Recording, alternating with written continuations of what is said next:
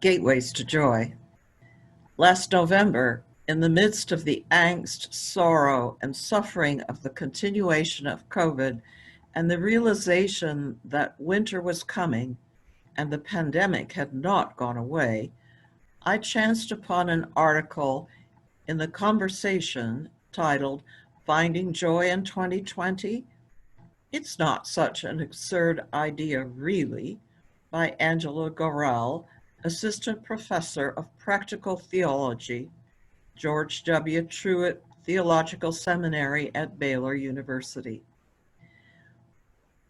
We still have not conquered COVID. Winter is not over, and political unrest plagues us in other ways.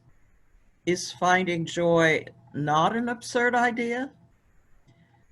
The author makes a profound distinction between joy and happiness. Everyone seems to be seeking happiness. There are entire books written about happiness.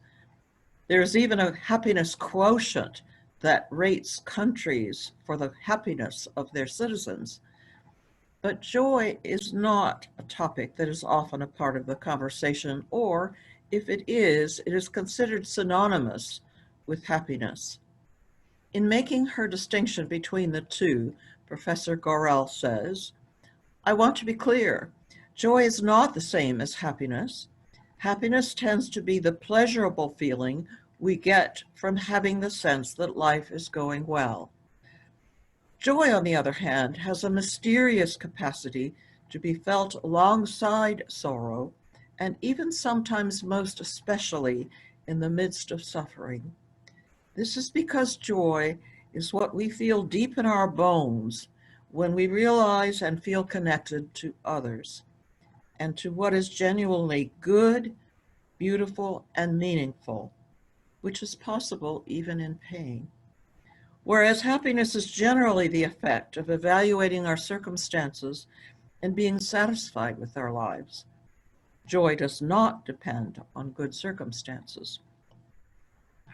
She further acknowledges that you cannot do joy. And I realize that we are a solution-driven society. We want to know what we can do to relieve our sorrow or suffering. So it may take a little altering of our thinking for us to profit from what she calls gateways to joy that can prepare us for and make us more open to joy. The poet Rumi says, "Your task is not to seek for love, but merely to seek and find all the barriers within yourself that you have built against it." I think the same is true of joy. We need to seek and find all the barriers we have within us that we have built against joy. We need to look for gateways to joy. Gratitude. One of the gateways she mentions is gratitude. It is certainly not a revolutionary idea that gratitude is a good practice for our mental well-being. Just as the sun is always there, even when covered by clouds, there are always blessings alongside our sorrows and suffering. Gratitude can become a great gateway to joy when we make it a spiritual practice. At a particularly dark period of my life, I read a profound book called The Artist's Way, which advised keeping a gratitude journal in which I was to write 5 things I was grateful for before retiring for the night. I was desperate to feel better, so I tried it. At first, it was tedious and difficult. I could write the first 5, maybe even the second and third, but it became a challenge to come up with a new 5 each night. I cannot say that I found immediate joy. However, after faithfully trying to do the practice, even when sometimes my teeth were grinding to get to number 5, there gradually was a shift. I did begin to realize that sorrow and suffering was not all that was in my life. There were some very good things, especially supportive friends. And in realizing the blessings of those friendships, I eventually experienced joy. Going back to Gorel's definition of joy, that it is a feeling deep in our bones that we experience when we feel connected to others, my gratitude journal eventually brought that realization of connectedness. Beauty. The other thing that the book, The Artist's Way, gifted me was to dive into my own creativity. The journal was a step towards a practice of writing. I wrote some poetry and other reflections. I also started drawing and painting on a near daily basis. I let go of the notion that art had to be good in order to be worth doing. I just did it. I wrote, I painted, and the creative process may be the real meaning to being created in the image of God. Since long ago I gave up the notion that God was anthropomorphic, I did not imagine God as some man on a throne, but God created. We can be co-creators of our world, and the act of creating brings joy to ourselves and sometimes even to others. Music and dance can be gateways to joy. You do not have to be a concert musician to enjoy music, or a great ballerina to enjoy dance. Sing in the shower, dance in your living room. Listen to your favorite music genre and sing or hum along. Pick up that guitar or the trumpet you played in high school. Learn to play it again. Drum on the table. Rhythm is visceral, rooted in your heartbeat. Another gateway to joy is nature. Looking at a tree and considering our connection to trees brings me joy. When I stare at the ocean, I realize that the waves growing, cresting, and then disappearing, only to be replaced by the next wave, is an important metaphor for rebirth and renewal. It does bring me joy. And it encourages me to paint and write, so it brings creative joy as well. During the pandemic, we may sometimes find it difficult to be out in nature, especially during winter, but most of us can take at least short walks and find a tree, perhaps hug it, paint it, or write a poem about it. Remembrance. Memory can be a gateway to joy. Gorel suggests a spiritual practice of meditating on a memory of a particularly joyful moment, falling in love, being able to help someone, receiving unexpected help, glimpsing a beautiful park, seeing a new baby for the first time, playing with a kitten or puppy. Breathing in the joy of that moment and reliving it can bring a deep return of joy. Perhaps then, writing about or drawing aspects of that precious memory will further consecrate the joyful memory and bring renewed joy. Reconnection. Reconciliation and reconnection can be gateways to joy. Since joy is about connections with others, repairing a rift with a friend or family member can bring joy. It is not always possible, but sometimes taking that first step towards forgiveness or reconnection can bring a growing sense of joy. And even if there's not a rift, but life's busyness has caused neglect of a former friend, now might be an excellent time to write that letter or email or pick up the cell phone and call. I know of one person who started writing an actual letter each day of the initial shutdown of the pandemic, someone in this congregation. When I got mine, it brought tears of joy. In it, he expressed how he felt about me, the kinds of things we do not say in casual conversations on Sunday morning, but perhaps we should. His letter prompted me to sit down and write a response in which I could share my admiration for him. I do not know how he felt about the practice in the end. I know that many years ago, I decided to write a letter for every day in Lent. That's 40 letters. It meant that I connected with people that I did not know well or with whom I had lost contact. It became a very meaningful practice, especially as I received responses from many of the recipients. Compassion. When we are immersed in sorrow, grief, anxiety, or pain, it is normal to focus on that personal pain. These feelings are not a competition. Realizing that another person might be suffering even more is not necessarily helpful. We have a right to our feelings. But reaching out and helping others in ways that we can bring joy. One thing that has impressed me during this pandemic has been the number of small grassroots efforts to help others. Backpacks for Humans is a great example. One guy just decided that the homeless deserved dignity and help. So he developed a program to distribute backpacks filled with necessary items for living on the streets.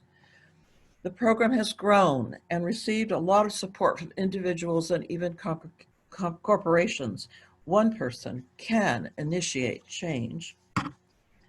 Many neighborhood organizations have re-energized as Facebook groups to connect resources with needs. Food pantries have increased their distributions and changed their formats to be safer during COVID. Even a little gesture, like bringing in your neighbor's trash can from the curb or checking on an elderly neighbor, might bring reciprocal joy. Intimacy. Most of us are suffering from a serious loss of intimacy, the hugs and physical presence of family members and friends. Humans are wired for touch. A sustained hug can bring about neurological changes that flood our bodies with chemicals that naturally fight depression and anxiety. Yet loneliness existed before the pandemic made hugs, kisses, and hand-holding dangerous. Many of us, at least on one occasion, have experienced the feeling of being lonely in a crowd. Dr. Vivek Murthy and Brene Brown, in an April podcast, shared 3 types of relationships that are necessary for people to not feel lonely. Some of these are more obvious than others. One necessary type of relationship that we do not always consider is to one or a few people with whom we can feel safe enough to share our deepest feelings, our vulnerability, and know that we will be understood and not dismissed. I had an experience recently that really enlarged my view of intimacy. I have led dances of universal peace for many years. The dances are spiritual, a moving meditation to sacred phrases of the world's religions. In more normal times, the dancers are physically intimate. We hold hands, hug, sing into each other's faces as we stare into each other's eyes. Of course, we had to stop meeting in person when the pandemic first surged. A few months later, I and my co-leaders started presenting the dances on Zoom. At first glance, this seems a preposterous idea, dancing in our own homes to music played in the musicians' homes with a PowerPoint to suggest modified movements. It takes an enormous amount of time to prepare. I was beginning to doubt my sanity in trying to do it. But during the reflection time at a recent Zoom dance, I had suggested that each person mention something they were grateful for. And the reflections unfolded. It was apparent that many members of the circle were suffering from clinical depression, anxiety, grief, loss. To a person, their gratitude was for the circle, the dances, the love that they shared with the participants, and their appreciation for the Zoom dances and the YouTube samplings and meditations that I post for their personal meditation. And we pledged to pray for each other. There's not anything much more intimate than that. This was that safe space intimacy that we need even when we are not deprived of touch, and is so much more vital now that we are. Working for change. Working for change might be a gateway to joy. Participating in a group that wants to bring about needed change in our society helps build connections so necessary for joy, and also creates a sense of meaning in life. Grief expert David Kessler, in his recent book, Finding Meaning, the Sixth Stage of Grief, suggests that a healing stage of grief comes when we arrive at meaning. It may be hard to see meaning in the pandemic just yet, but perhaps we do see some glimmers of silver linings. Perhaps a part of the meaning we may eventually derive is a renewed sense of the value of the kind of personal relationships that we now find unavailable: singing, meeting in person, hugs, and going to religious services, football games, the museum. Yet there are things about the old normal that need changing. And now might be a good time to connect with a group that is trying to effect that change. Can we be more inclusive in our society? Can we make progress towards eliminating systemic racism? Can we improve the lot of the disabled and other marginalized people? Can we mitigate the effects of climate change and the destruction of our environment? No one person can address all the changes necessary for an improved new normal, but each of us could pick a cause and join the others to make a difference. This gateway brings the possibility of connecting with others and might be a kind of anticipatory joy, the joy of a better future. And since this gateway to joy can also involve extremely difficult and even discouraging work, Buddhists might caution us to not get too attached to the outcomes. It might be well to remember the words of Hindu Mahatma Gandhi: joy lies in the fight, in the attempt, in the suffering involved, not in the victory itself. In other words, joy lies not in the destination, but in the journey. Gorel concludes her article on an extremely optimistic note. In the midst of a year in which it is not difficult to stumble onto suffering, the good news is that we can also stumble onto joy. There is no imprisoned mind, heartbreaking time, or deafening silence that joy cannot break through. Joy can always find you. Joy can always find you. Most of 2020 and the beginnings of 2021 have certainly been challenging in personal ways that are often exacerbated by the global pandemic, poverty, and political unrest. In addition, we may feel overwhelmed by the ordinary illnesses or ordinary tragedies that are complicated by restricted travel and the loss of physical presence. But there are ways that we can prepare ourselves to embrace joy as it finds us. I hope that this sermon has suggested gateways to joy that will work for you. May it be so, and may joy find you now and always.